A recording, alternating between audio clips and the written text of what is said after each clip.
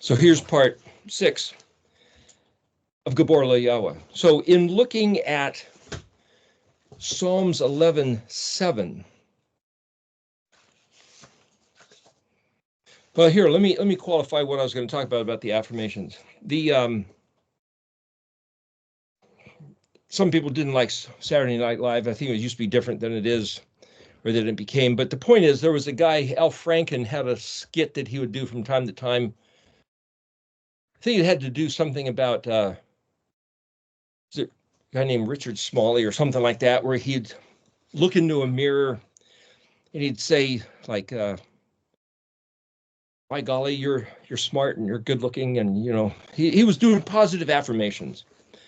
And you think, well, that he did that to be kind of silly. Is that kind of a pop psychology or kind of a new age thing? I don't know. Well, what's going on with something like that? I'm just using that as a reference of this idea. There are philosophical and or religious considerations. A lot of books being written. Like there was a book called The Secret. I didn't read it, so I don't know, but it's like, The Secret, what does that mean? And from what I heard, somebody had this big insight one day. I think it was a child even, maybe. But anyway, the point is, oh, there's a secret how the universe works. Well, how does it work? Essentially, there's a bunch of different trains of thought that everything vibrates at a resonance. Good things vibrate at a higher resonance than bad things. And for Tesla to say, well, there's vibration and frequency and resonance, okay. Everything has to do with 6, 3, and 9 that works, that's good, that functions, that's Tov, okay. What did Yahweh make? Well, he made certain things work compatible, synchronized to the Adamic bodily cerebral functions. Certain things are Tov and certain things will abominate you, which means it'll mess you up. It'll short circuit. Don't eat certain foods. Don't think certain thoughts. So then in the New Testament, there's a verse, whatsoever things are good and clean and pure and wholesome, think on these things. Is that a law? That's a suggestion. That's just good advice. Think on whatsoever things are good and pure. Somebody sent me a trailer for a movie the other day, and this guy who was promoting the trailer, I didn't even watch the trailer. He said, this is the most incredible horror flick that's ever been made. I mean, this thing will scare the bejeebers out of you.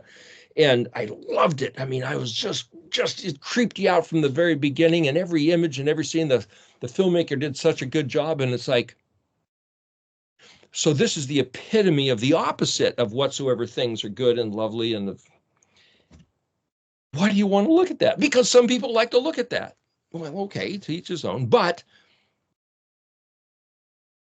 why did Paul, I'm assuming it's Paul that wrote about whatsoever things are good and pure and wholesome and think on these things. Is that just good psychology or is that a law? Well, we're not under the law, so it's just psychology. If you want to have a calm mind, if you want to have shalom, if you want to have peace of mind, or perhaps it even extends further than peace of mind to a wholesome body where your circulatory system is functioning like it's supposed to, or even your cells are functioning. If you could look at a cellular level and saying the metabolism of just oxygen getting into the cell and burning fuel, and I mean, at that level, if you think certain thoughts, that will work better than, it's like eating certain food, eating certain vitamins or minerals. Is that the way it all works? Is it all tied together? So, they say that depending on whatever you look at, the computer reads who you are and they know you better than yourself, and it develops an algorithm, so they start sending you stuff in your inbox. So why do I see things that other people don't see? It's like, well, just okay, whatever.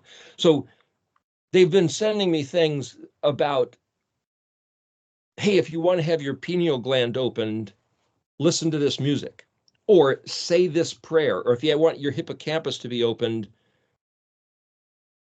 look at this and recite that. And it's like, wait a minute, back in 2018 at Sukkot, I had talked about a book by Richard Bartlett, Matrix Energetics, similar subject. And there was I forget the guy's name, there was a Christian psychologist who was saying, hey, there's this one sentence, and if you say this sentence, it'll blow the whole thing open.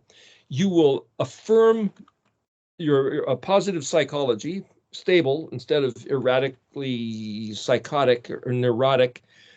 If you say this one sentence, you'll attract wealth, you'll attract opportunity, you'll attract luck, you'll attract relationships, perhaps love, perhaps business, friendship, whatever it might be. You just got to say this thing. And it's like, does that stuff work? Is that woo-woo? Is that sorcery? Or is that these various people have observed the scientific yodness? What did the creator build? Did the creator build something into the universe whereby if you listen to certain notes, certain frequency, 528 or 741, if you listen to certain frequency notes, you'll all of a sudden attract wealth? Is that the way it works? These guys all swear that's exactly how it works. And it's like, well, they didn't tell the rest of us about that. The smart guys told each other in their little cloistered meetings. And that's where it talks about the fat ones of the earth who exploited and consumed it all. Even they will drop to their knees and capitulate and say, no, it's all about YHUH. How did they get to be the fat ones of the earth? Because they found out these secrets of resonance.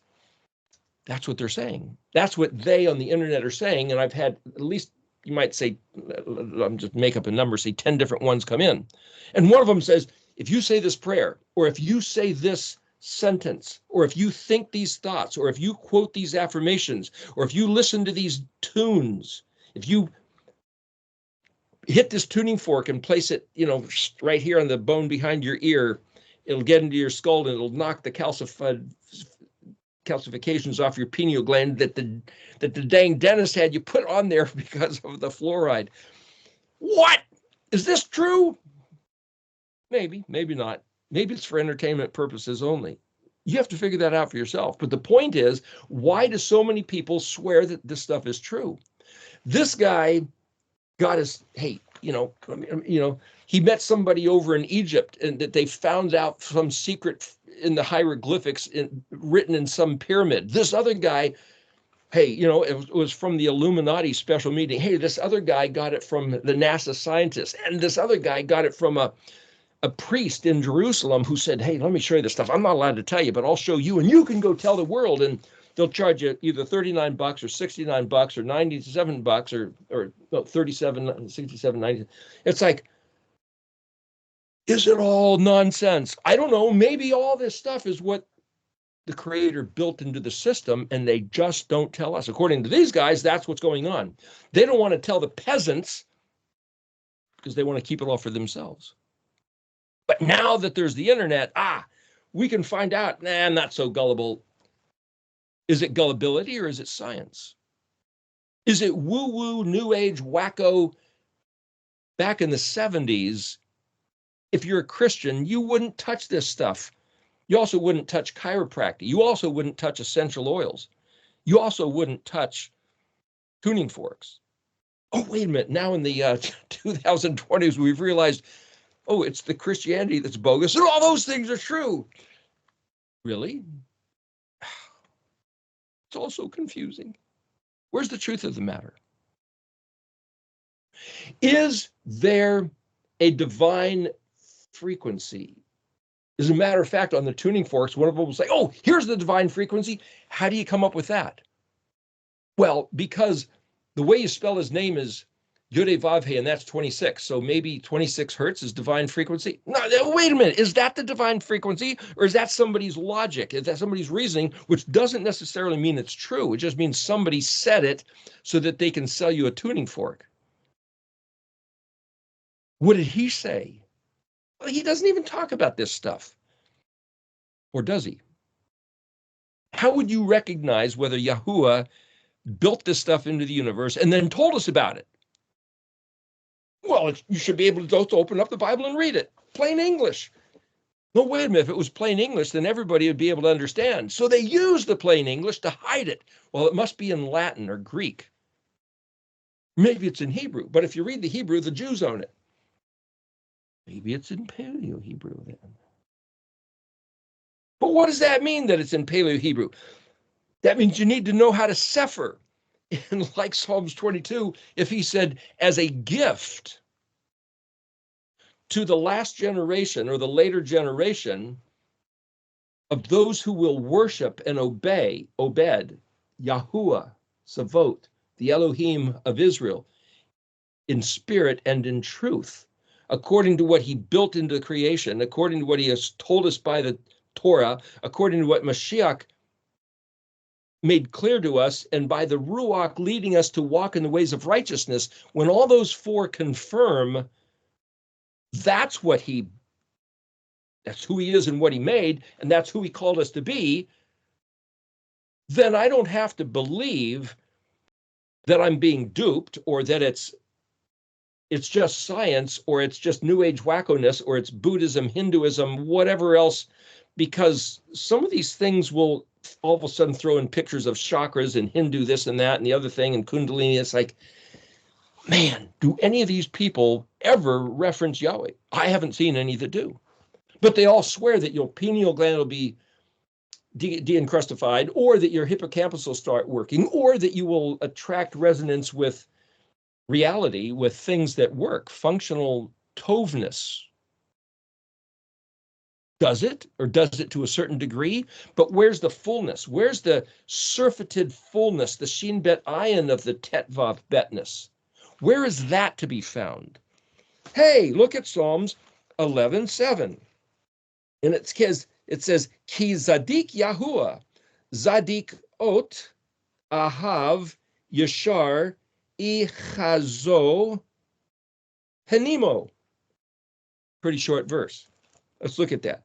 Kaf Yod, for, or because, Yahweh is righteous.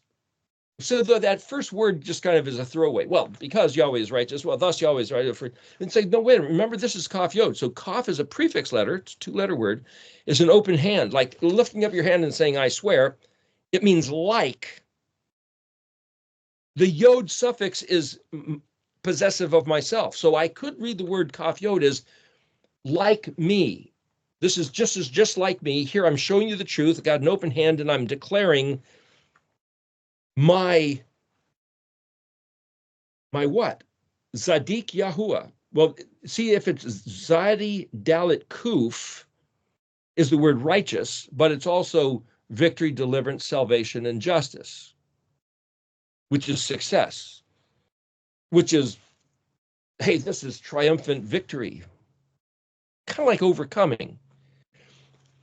If you put a Yod, remember you can put Yods and Vavs as wildcards in between any other letters. You can also maybe stick in Alepphs and Tavs or put a Hey suffix or put different prefixes, but Zadik is describing Yahuwah. Now, what if I was to say that's not just saying Yahweh is righteous, but this is Yahuwah's frequency. This is Yahuwah's resonance, Zadikness. What does that mean? I could say the statement, Yahweh is righteous. Or I could say, listen, Yud He Vav He. Remember Psalms 22, all the fat ones of the earth are going to drop to their knees and admit and confess and yield Yahuwah. That's the reality. That's the truth. Well, who is this Yahuwah? Our God reigns. What do you mean your God reigns? What is that? Yahuwah is Zadik. That's a statement. What is Zadik? Does it mean he is victorious? Or is Zadik a little more than victorious? Well, see, you have to understand the language to know Zadik in order to know what more there is to that. But if that's saying everything about him is, well, now I have to think of other words. Emet, Chesed, Amen, life, victory, truth. That's all his stuff. Well, that's all his stuff in the Old Testament that David was talking about. So then for me to say, yeah, but it was all done away with. He gave us a new covenant. He's not into that stuff anymore. Or maybe he is. So if he is, and if Yeshua, the Vav, came to Hay, that everything about the Yod that was Hayed is still valid, perpetual overflowing usefulness, then anybody who tells me that it's not is a thief and a liar, trying to kill me. Thief, a liar, murderer, which Israel got accused of doing worse than even the Canaanites, and that's why they got kicked out of the land. And not until they come back to tell the truth of Yahuwah, Ezekiel 36, will Yahweh turn things around. See, I have to be able to separate this whole thing altogether to make sense of even this. If it says, Ki Zadik Yahweh Zadikot, well, wait a minute, I think I recall that the righteous ones are called Zadikim, Yod Mem plural. This is a Vav Tav plural. Well, that's masculine or feminine plural. Doesn't matter. Wait a minute, no. See, the English translation says, oh, the righteous ones, but what if it's not the righteous ones? What if it is righteous things? What if it's those of a similar frequency to Yahuwah? If the frequency of Yahuwah is Zadik, then Zadikot is those who are of a similar frequency. And if by using the word frequency, it's like, now I have to back up and say, well, we've talked about this before, it gets into quantum physics. Everything that exists is made up of atoms, which are made up of electrons and protons, which are made up of quarks, which are oscillating, wiggling strands of massless information. And if that's the Aleph Bet, if we've talked about that, string theory of quantum physics, there is no substance. It looks like substance. Everything vibrates. And if it vibrates at certain frequencies, Dr. Emoto's work looks like crystalline snowflakes. If it is off, if it's like the solfeggio tones, if you vibrate at 432 versus 440, or there's these other things where it's like, yeah, it's going to corrode and corrupt. It's not going to be pristine. And how do you find those things? It's built into creation. That's scientists discover these things because he built it that way.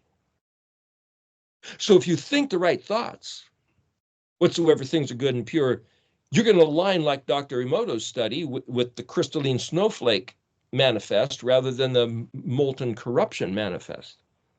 And if Yahweh is Zadik, then those who want to resonate with him will be thinking about his stuff, doing his stuff, keeping his day, calling upon his name, guarding his Moedim, walking in his halakha. And when this says, Zadikot Ahav Yashar, righteousness loves straightness. Yashar is the first three letters of the word Israel. It's a derivative of Aleph Shin Resh. They both mean straight, right, valid, authentic, upright, level, smooth, kind of like whatsoever things are good, pure, wholesome, of good report. It's a similar set of type, Yashar, with that New Testament verse. Just to validate, you look in the dictionary, stick a mem prefix and a hey suffix, you get mashara. Dominion, rule, juice. Soaking in a steeping pool. Mem, sheen, resh, yod nun, put the yod nun suffix, and you get armored. You get hey, sheen, resh, hey, you got induce electricity. Now think about that. I'm just looking at the word yod, sheen, resh, but I'm saying if you understand how to engineer the words, the yod is a prefix, put a mem in front of it, because the mem is the object, the one who, the time, to turn it into a noun, yod makes it a verb. Dominion, rule, the juice of the grapes. Yeshua said, this is my blood. This is the essence, the essential oil. If the yashar is the blood, the essential oil where there's the life, what's the word love? Aleph Hey Bet. Well, Aleph Hey Bet. Hey is love. This is Aleph Hey Bet. Hey Bet means to give. Aleph Hey is essentially right here. Aleph is a prefix, means I will. Here is what I will give. Got to go back to the beginning. Ki zadik Yahuwah zadikot ahav yashar.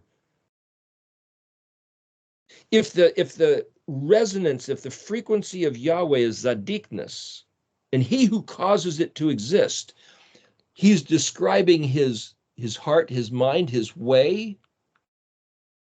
And if mushar has to do with dominion and rule, then he who causes it to exist, this is how and why and the nature of his dominion.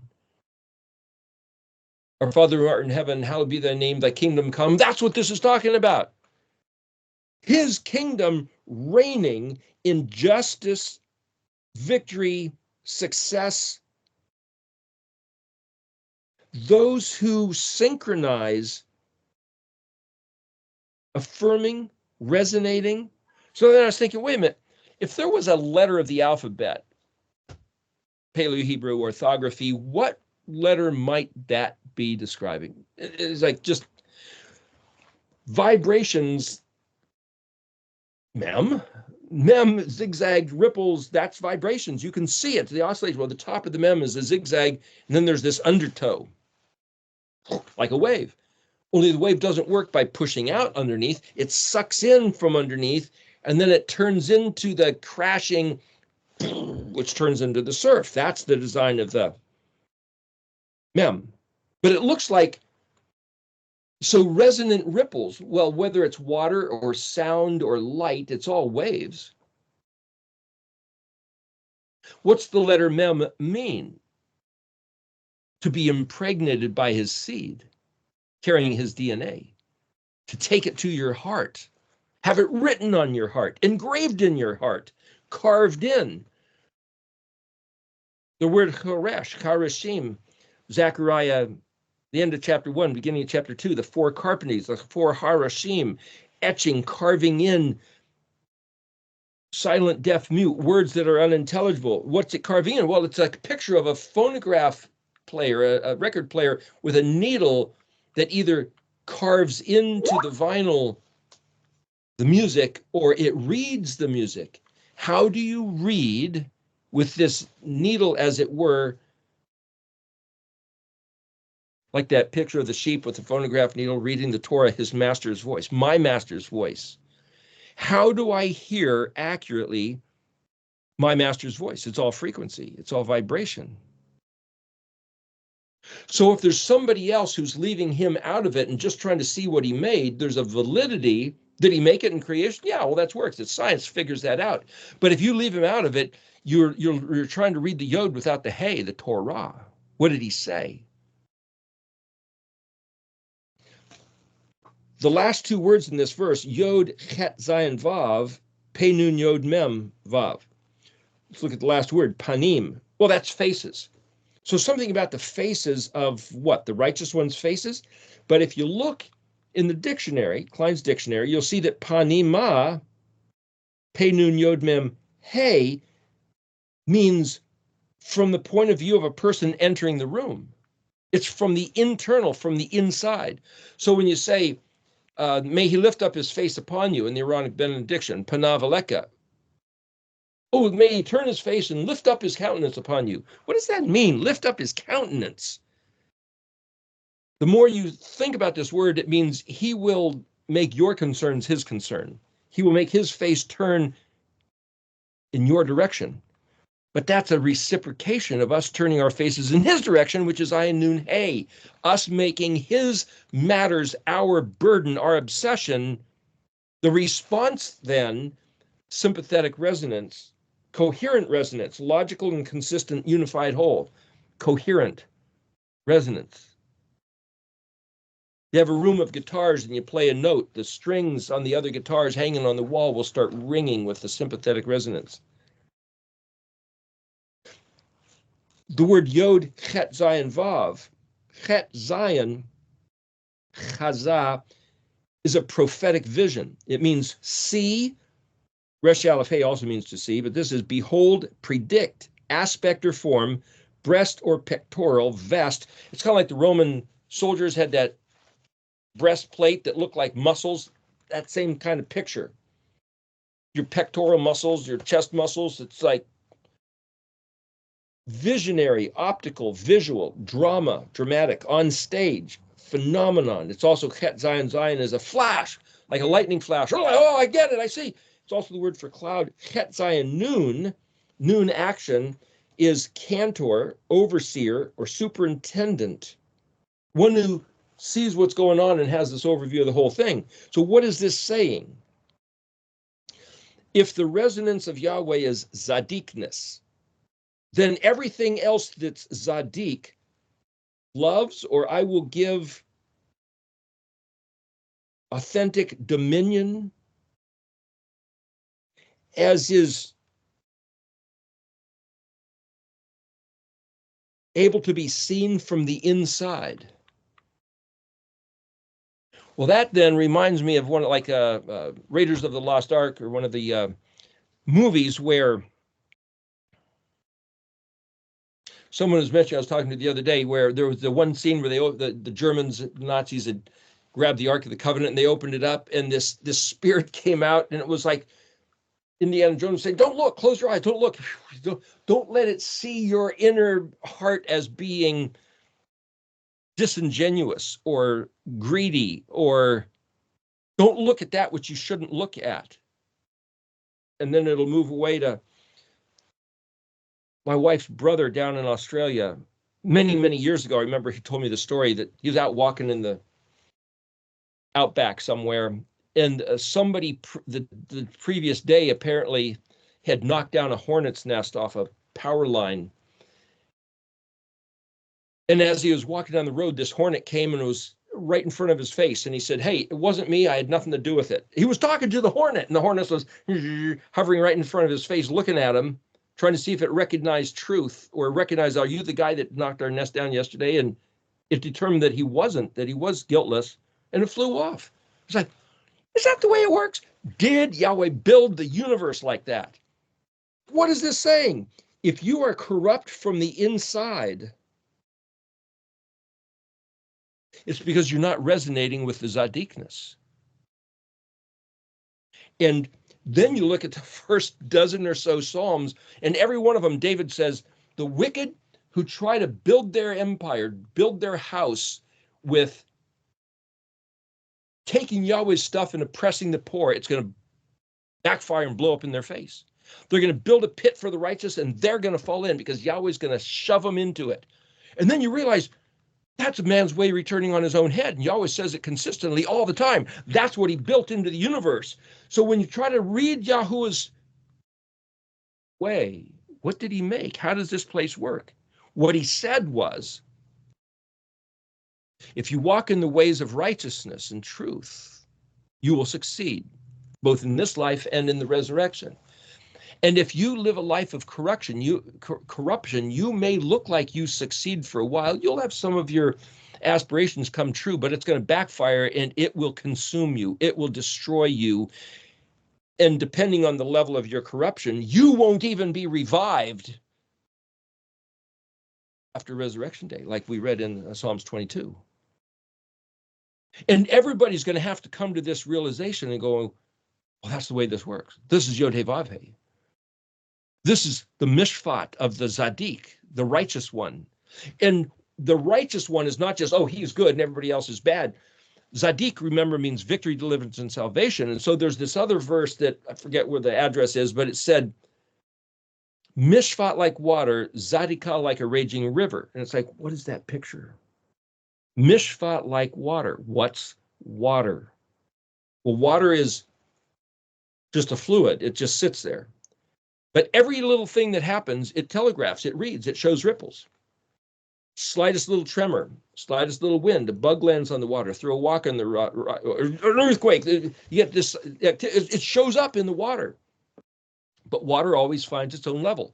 So mishpat, mem shin pei tet, balancing of scales, stalemate, balancing of scales. Mishpat, right ruling, means a man's way is returned on his own head. That's balanced scales.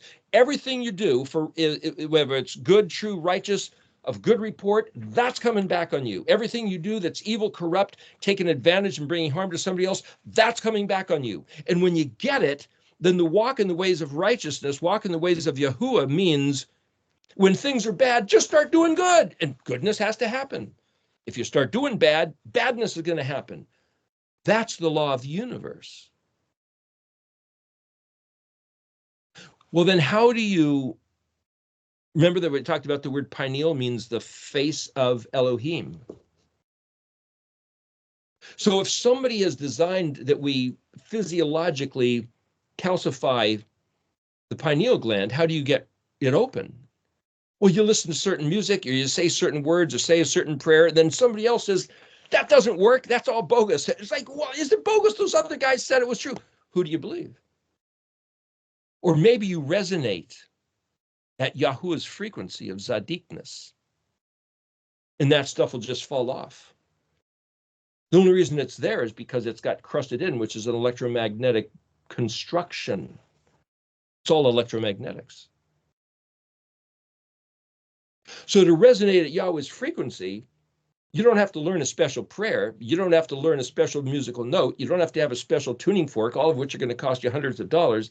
You don't have to go and figure out who the esoteric Egyptian priests or the Illuminati or the wealthy elite of Britain or America or Rome. Don't you just have to find YHUH Zadik and resonate with him? What does that mean to resonate? To mem with his mem? If Zadikot loves Yashar, well, that's describing a dodi, beloved relationship. Ani la dodi ve dodi li. I am my beloved's, my beloved is mine. Zadikot and Yashar. And dod, the word beloved, is dalet vav dalet. What's daletness? Daletness, like a heart, is also yod dalet. Yod dalet is hand in hand, but it's also a picture of belovedness. So to say to walk hand in hand is to be in agreement, to resonate sympathetically, achadly. And if my heart and hand belongs to my beloved, it's a describing a synergy of equivalence, of achadness, and his with me. That means I have to line up. And then so I can look at what YHUH said, and he said, I only say the things I hear my Father saying. That's a sympathetic resonance. I only do the things I see my Father doing. That's zadikness. That's the same frequency. So what did he tell us to do? That's the Torah. And if somebody says, yeah, you don't have to do that anymore, that's not true. So then if I sit here and say, if I look through this text and find what he said and do it, yeah, but we've been lied to. Yeah, but Psalms 22 said the gift of those who want to be his obed, his worshipful servants, doing what he said to do, the gift given to them at their generation by Adon is that they can sefer.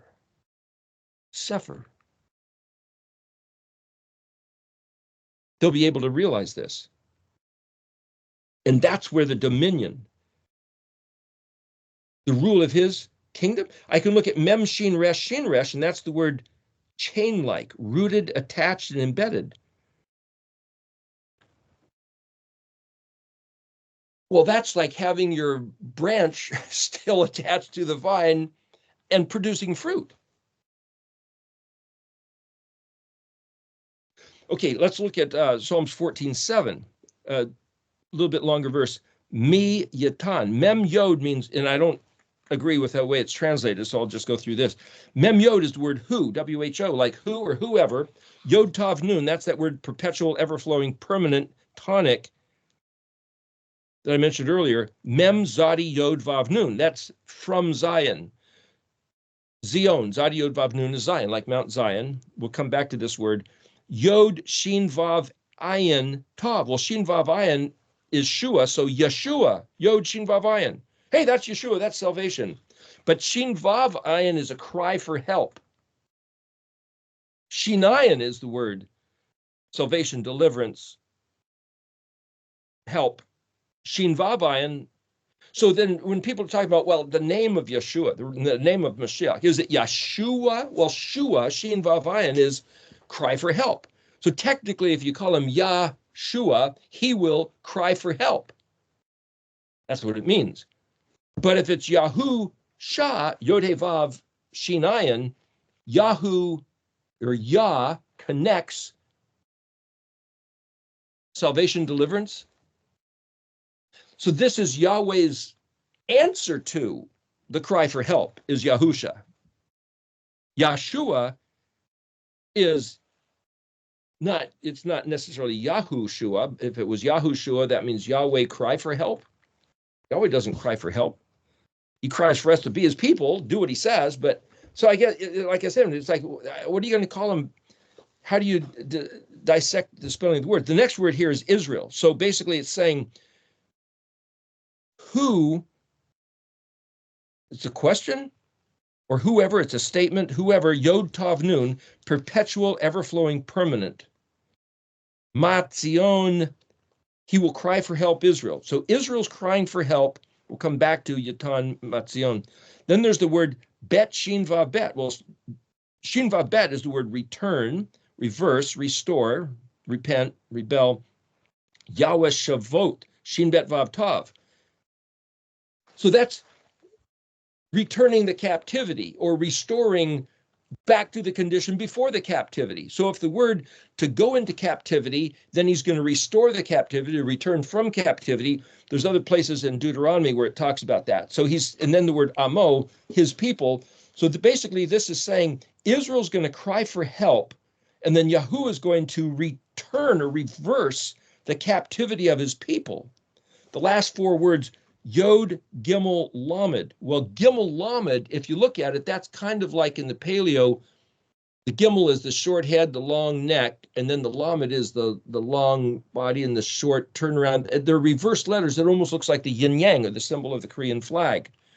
It's a revolving door. It's a seesaw that tips. It's tipping the scales.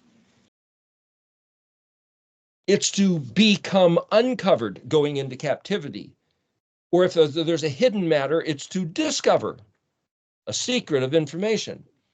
To use a lever to press, to pry with the force action to cause something to move, press down, that moves up. It's that same picture of the seesaw. To reveal, to cause a metamorphosis, to change, to cause the reciprocal. If you have mathematics, x over y becomes y over x. You go into captivity, you come out of captivity. So this is about, Yahweh said his people are so corrupt, they've lied, killed, stealing. He kicks them across the face of the earth and scatters them like seed. And in the future, he's going to reverse it all, and they're going to come back. Similar to what's being talked about in Psalm 22. And then the word Yaakov, Yodai and Kuf Bet. Well, that's another name for Israel, but Yaakov literally means the back of the head, the letter Kuf, that which follows as a repercussion, that which follows an action, like your heel or leaving a footstep following your travel, the wake of a ship. Some action has to happen, and as a following repercussion, what happens? Yod Shin Mem Het, Sameach, rejoicing, Israel. What follows what? Israel, now you have to analyze the verse. Israel is going to cry for help. Yeshua Ta, Israel. And what's going to happen following is Sameach, Israel.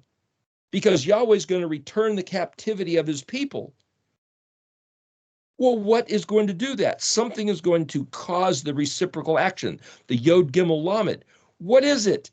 It's the Mem Zadi Yod Vav Nun, Metzion, because me Yatan. Mem Yod means whoever. Yatan, perpetual, ever-flowing, permanent.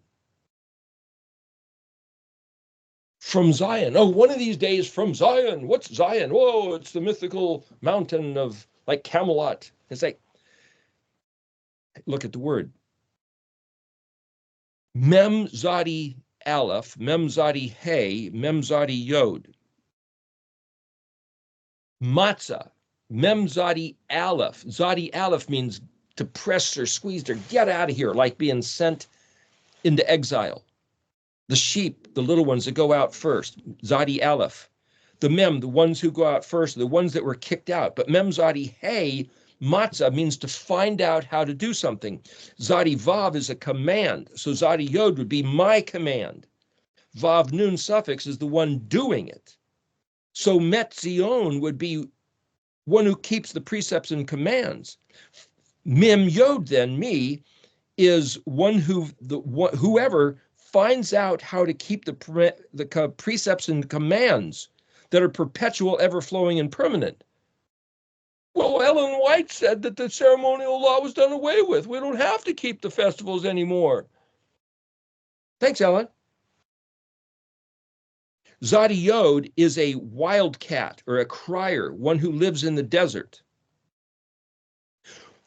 One of those that are living in the dispersion of the curse of getting kicked out of the land.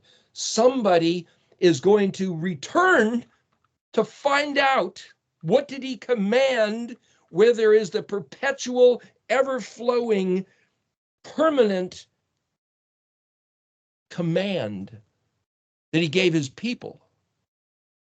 Well, that means if Jesus is the man in the Christian church on one side is saying, don't do what he said, don't do the Torah, you don't have to, he changed it, and the Jews are saying, you better leave our stuff alone.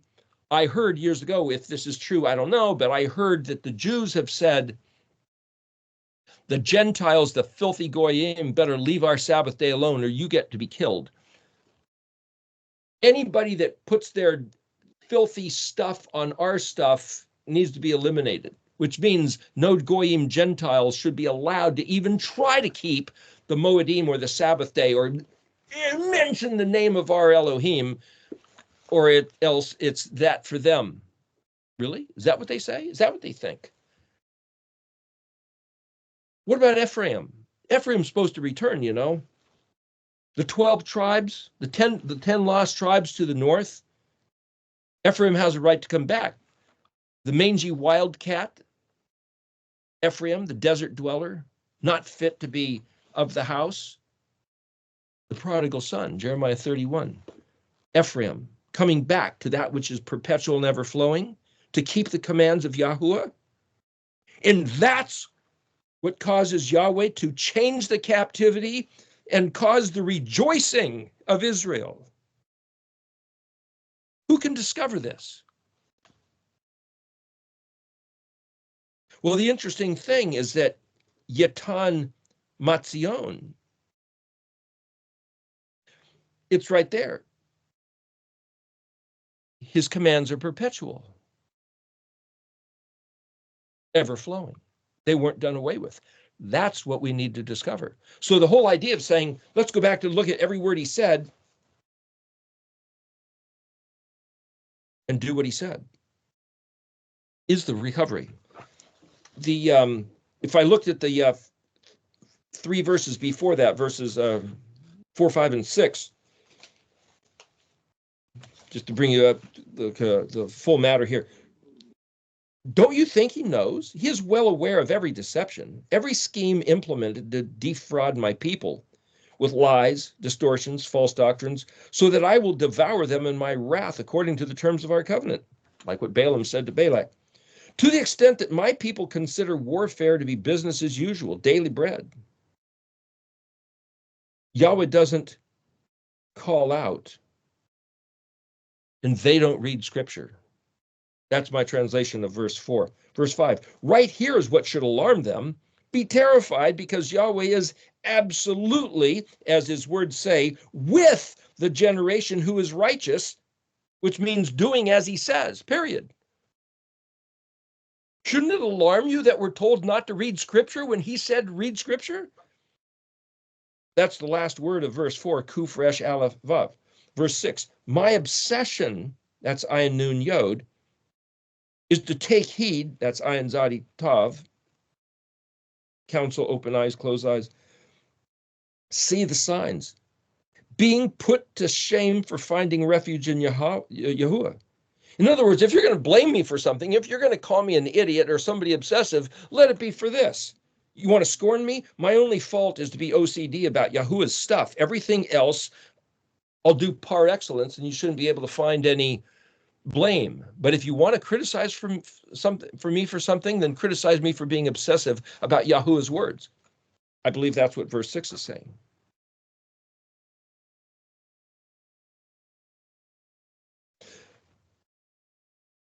These sets of verses here seem to be, to me anyway, telling us we're on exactly the right track. So here's the question, and this is to get on to the, well, we're at 2 hours here. Anyway, this is to get on to the thing I'm calling affirmations as a train of thought. So if listening to these various other possibilities, that if you listen to a certain sound or a certain bit of music or say a certain mantra or say a certain prayer or a certain sentence, that you'll resonate with the, let's say, the positive frequency of the universe. Let's say that Elohim actually built something like that. Let's pretend he did. I don't know that he did, but it seems reasonable that he would, because if the Zadik of Yahuwah is his resonance, then that's what that is. But then how do we resonate with that? How do we come into sync with that? Well, Yeshua is our model, and he says, I only say what I hear my Father saying. Well, what did his Father say? I can look in Revelation, and Yeshua says, I'm Aleph Tav. Well, is Yeshua saying, I'm the real Aleph Tav? No, Yeshua already told us. See, this is like a puzzle. He already told us, I only say what I hear my Father saying, which means that Yeshua heard his Father say, I am Aleph Tav. And there's a place, where is it, Isaiah? I'm not sure, I don't remember where it is, where Yahweh claims to be Aleph Tav. So is Yeshua just parroting his Father, or is Yeshua claiming to be the one and only Aleph Tav? He already told us, I only say the things I hear my Father saying. Well, wait a minute. If he's our model, then shouldn't I be saying the same thing? So does that mean I'm allowed to say I am Aleph Tav also? But if I'm out of frequency and I say that, that hornet in my face is going to make me wish I'd never done it. I'm trying to put these things all together. Am I allowed to be achad with him? I mean, the prayer in Gethsemane, John 17, that he was praying that we would be. So it's not too much to aspire to. So the GABOR LYHUH should be aspiring to the mind, the heart of Yahuwah, as modeled by Yeshua, to say the things he said. So the Aleph letter, see, if there's going to be a mantra, if there's going to be a ritual prayer, if there's going to be a train of thought, it's going to have to follow the model of the alphabet, won't it? Starts with Aleph. What's Aleph? I am, I will. It's the ego existing, Yahuwah causing himself to exist. Can I cause myself to exist? Isn't that the most positive affirmation, is to say, I am? Why am I? Because here I am. Descartes, cogito ergo sum. I think, therefore I am. I am thinking, therefore I know I exist. So for me to say, I declare my existence as a divine right, he gave me that right because he caused me to exist. Can I recognize that? And if I say I am, Anoki, Ehie, Ani, Eti, they're all I am, then that's a statement of my alignment with my heavenly Father, my Creator. That's not too much to assent, to state. That's just the reality. And then it turns out that I can look at other books. Somebody was saying Joel Osteen wrote a book of positive affirmations, and his first thing was like, hey, you were given this right to life and blah, blah, blah, and validating the concept. I haven't read his book, but I'm just saying there's this concept of Alephness. I exist. I am, or I am Aleph Tav, or if I'm going to elaborate the Aleph a little bit more to be modeled after what Yeshua said, I can say, I am. I speak as I hear my Father speak. I exist. My existence is a manifestation of divine favor. It's a sublime opportunity that he's given me existence to l'adore, to exist in this time and place, in this circle, this circuit, as it says in Psalms 22 there. And I do what I see my Father doing. I see what I see my Father does. How do I see that? Well, I can read his words and I can picture his tzadikness. And I'm going to resonate and align with that, and I'm going to be that. And you can say, well, I don't know how to do that. And no. Now you're crowding the affirmation. Yeshua told us, you don't have because you don't ask, and you don't have what you ask because you ask amiss. What if you were asking, and he says, whatever you ask for, believe you've received it. So if I say, Heavenly Father, make this so, Abenu Hashemayim, our Father in the heavens, make it so like Yeshua prayed that I am echad with you, please. Fix my thoughts, the train of thought, the connection, suffering, Aleph through Tav. What does it look like? You've already role modeled it for me. It looks like I am Aleph Tav.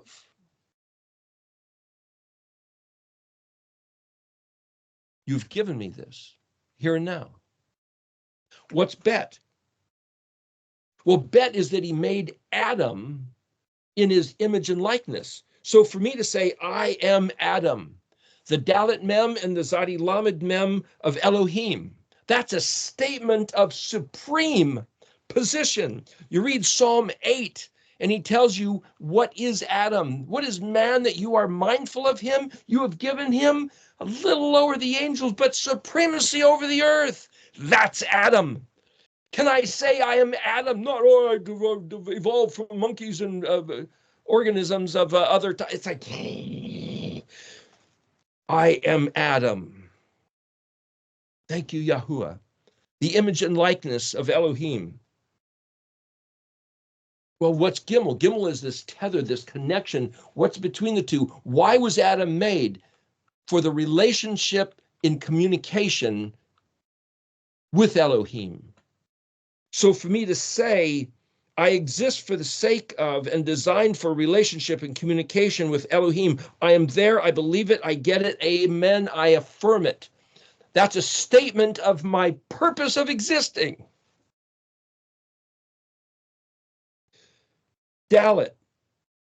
Dalet. Vav Dalet. I am my beloved. Ani Dodi Vedodi Li. That's the reality of my heart. Opened, connected, gimmeled, vaved and gimmeled, Bet with Aleph, expressed as Dalet.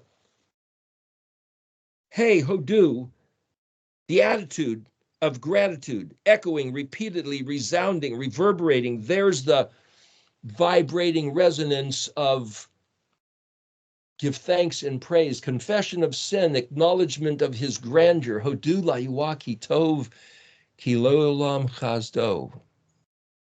I'm suggesting that the statement of each of these things going through the alphabet is the, call it a mantra, call it a affirmation, call it the train of thought of supreme resonance of Yahweh's of Zadik.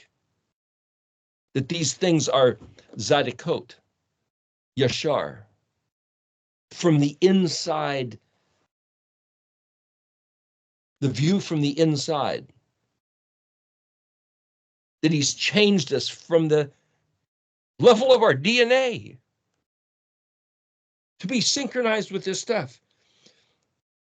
And Vav, the one connecting heaven concerns to earth concerns, is the role of the priest, the Kohen. Kaf Hey Nun.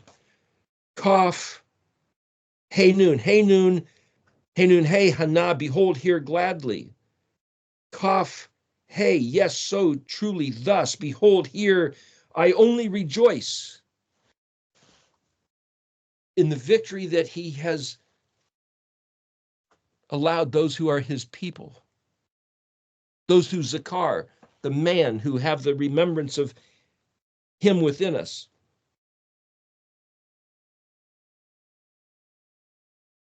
Adam is a little lower than the angel. An angel is a mem lamed aleph kaf, one sent on a mission. A man was put here on a mission.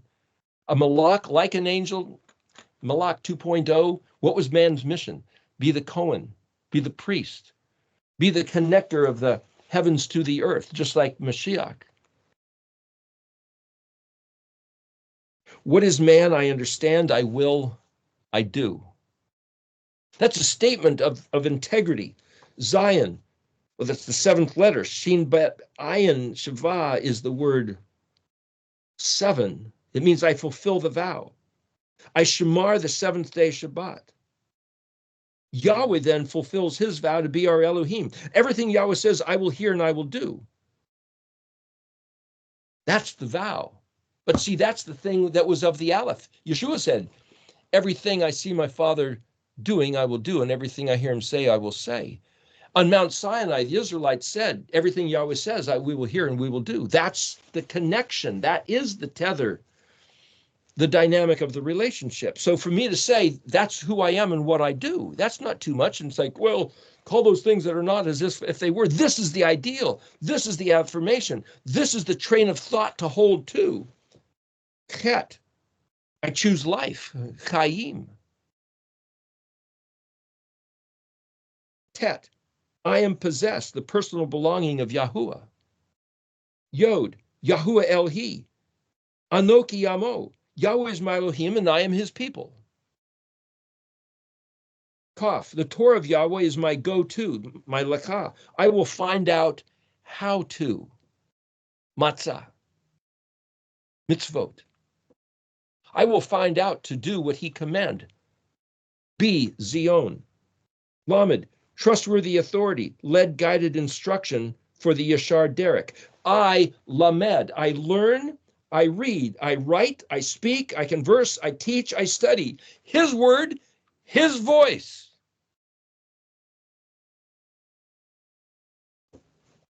That's the blinders, like on the horse. This is my one directive. Everything else is the futility, the foolishness, the nonsense. Everything else, even those who have succeeded in every other endeavor are going to drop to their knees and declare this, as Psalms 22 says. Mem, impregnated by his seed, engraved on my heart, I am.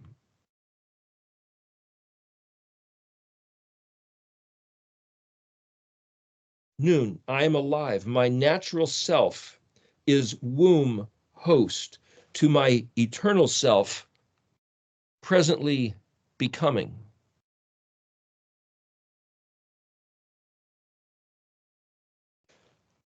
Samik, like day 4, when he put the sun, moon, and stars in the sky, he has fit me, suited me in time and place, like a branch or a light of the menorah, to accomplish his burden imposed upon me, to bear his fruit, my unique equipping. All very doable, not impossible. He has placed me in time and space and equipped me, and it's his juice running through me to bear his fruit. Can you picture yourself, that branch with that fruit, those lights of his menorah? Ayin. Every situation, every thought, every word, every behavior is a test, an opportunity, the proving ground. See? Is a seed planted for propagating the next generation of similitude. It's the occasion for multiplying. My way returned upon my own head. I do justice, I do righteousness, I am merciful and kind. My harvest will be bountiful, spectacular, unfailing love. Declaration of truth, believing his mishpat, is the law of the universe. Pay. I speak truth. I encourage with compassion. I open bonds of oppression. I release captives of deception. I proclaim liberty, asserting that every word of Yahuwah is viable, active, true, present, and empowered with vitality. I declare both blessing and the curse according to the word of Yahuwah, that together we should seize hold of the blessing. I denounce evil, wicked, unbelief, and waywardness, yet confess my struggles with the same. I determine to walk humbly with my Elohi. I hear his voice. Promise of Hosea 2:16, while caring for those around me, especially for the downcast. Zadi, I believe in the resurrection of the dead, the restoration of life. I hope for the recovery and confederation of the whole house of Israel. In my day, I see the blossoming of the Shafah Kodesh, the sacred language after millennia of dormancy. I see the words of Yahuwah promise, the face of Yahuwah restored to favor towards Ephraim, when we return to his command. His Zadi Vav. Kuf, I arise, I shine, I am illuminated by the kavod of Yahuwah, which is risen upon me. I am not forsaken. I spring up from the downtrodden. In the name of Yahuwah, I overpower my enemies. I prevail over my afflictions. B'Shem Yahusha. I delight to be saved, delivered from my fears by the capacity of Yahuwah's avot, my Elohim, standing on the foundation of his promise. All that is kufness stuff. Resh, I win. I am GABOR LYHUH. I am overcomer, triumphant, victorious. I am Ashat Chayil of Ishi. Hosea 2:18-22. You see, that's the female Ashat Chayil, woman of valor. But he says in Hosea 2, you will no longer call me my Lord, Baali, which is also translated husband. You will call me Ishi, my man. So he uses that dynamic of the relationship of the genders, of the male and female roles. I am Ashat Chayil of Ishi. I am betrothed to Yahweh forever with righteousness, justice, kindness, mercy, and fidelity. And as it says in Hosea 2:22, Sheen, I know Yahuwah. Every provision is sure. Place of the Tav. I am forgiven. I am Zion Kaf, pure, clean. I understand the mechanics of the universe. Yahweh Elohim built. I understand the Amad Basodi. And as this overview of the framing of the Mishkan pattern, I have the sense of connection. I have the concept of provision, the alignment, confession, the speaking of the reality, giving thanks, beholding the vision as accomplished, tasting it as if it was the fruit of it all being in my mouth. I can taste his zadikah. I can taste the reality. I can see his promises, though I don't see them. There was one time I was at a friend's house up in Canada, and he had a picture on the wall of a rock wall, the cliff, someplace over in Israel. Drought. And I looked at that, and I can see water pouring over this. Didn't see it, but I can see it. I can see the restoration of the curse. Is that my imagination? Or is that the Het Zion? The Chazah from the inside to see. Yahweh said he would restore the land, and people will say it's like the Garden of Eden for abundance, for flourishing. That's the resurrection of the Zodiying, but it's describing a time on the face of this earth. I think, I see, that's what I read. And if I'm proven wrong, it's like, well, so be it. Even come Yeshua and restore your kingdom, and which is not of this world, or whatever that means. Whatever you're going to do it. But what I read that he's going to do is not what I hear the eschatology of what's expected from many other voices, but I can see these points as these 22 statements, the train of thought. What is GABOR Yahweh? What is, just for what it's worth, the word Abir, Aleph, Bet, Yod, Resh, also means knight and hero and champion and successful one. Similar to Chayil, Ashat Chayil, of translated virtuous woman, valiant woman. Chayil is military. It's accomplished. Abir, Gabor, Chayil, synonyms.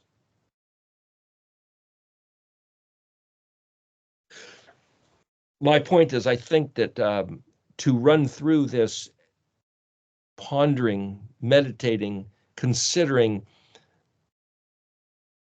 this was just my considerations. You might come up with some other appropriated to these various letters. My eye drops here to Psalms 25, verse 10. All the ways of Yahweh are kindness and truth to those who guard his covenant and testimonies. For your name's sake, Yahuwah, pardon my guilt, for it is great. That's verse 11. But the idea is all the ways of Yahweh, which are we already established, are Zadik. So the Zadikness is kindness and truth. See, it's not to anybody who says a certain song or a certain note or a certain prayer or grab the certain mantra or say the word Om or meditate on it. Has not, those guys are all missing it. Those who guard his covenant and testimonies. Well, there's the answer right there. Those who Nun Zadi Resh guard his Brit and his Ayin Dalet. Testimonies, Ayin Dalet Tav. Well, the Mam Vav Ayin Dalet, those are the Moedim. So the word Ed is the witness and testimony. What are those? The stories? Those things that bear witness of him? Those who keep his Moedim? Is that one way to read that? Is that his testimonies? You got to figure out what that is. But you can count on the fact that all the ways of Yahweh are kindness and truth. But then I have to look at my own real situation, like my wife's condition of being absolutely pounded with pain and suffering, and say, I'm still going to hold on to this truth. I'm not going to doubt Yahuwah. Is it my own guilt? Yahweh, for your name's sake, pardon my guilt, for it is great. I'm guilty for stuff I don't even know. I'm not surprised. But even if I do, Yahweh, pardon me, forgive me. Final statement there of the, at the Tav level, I am forgiven. How do I know I'm forgiven? Because I've taken Yahweh's matters to my heart. And he said, the man who turns from his wickedness and does righteousness, none of his wicked ways will be remembered. There's a forgiveness there, the atonement. Atone. You know, we're told in the New Testament that, well, Day of Atonement didn't really forgive you because the blood of bulls and goats can't wipe away sin. And it's like, wait a minute, the word atonement literally means washed clean, wiped away, forgotten, never recalled. So I'm not saying that the blood of bulls and goats had a certain effect that were a waste of time for Yeshua's blood. But what I'm saying is that there's different matters, and that we're told something doesn't make it true. We have to sit there and distinguish the difference. Yeshua's death, his blood shed for me, I believe, is certainly a cleansing beyond. But Yahweh said, it's not the blood of the bulls and goats that makes you clean. It's you walking in my ways and stop doing wickedness. You'll be cleansed. The man who does righteousness and turns to wickedness, none of his righteousness will be remembered, because it's from the inside. It's like, it's not about the blood of the bulls and goats. It's the offerings. It's given. It's like, he said, that's not what it's about. From the inside, resonating with Zadik, Yahuwah. How do you do that? These statements I just read were my own analysis of What does that look like? How does that feel? Can I make those statements? Am I resonating with the Zadik of YHUH? I think I'm addressing all that matters. Anyway, just a suggestion. But we should quit now.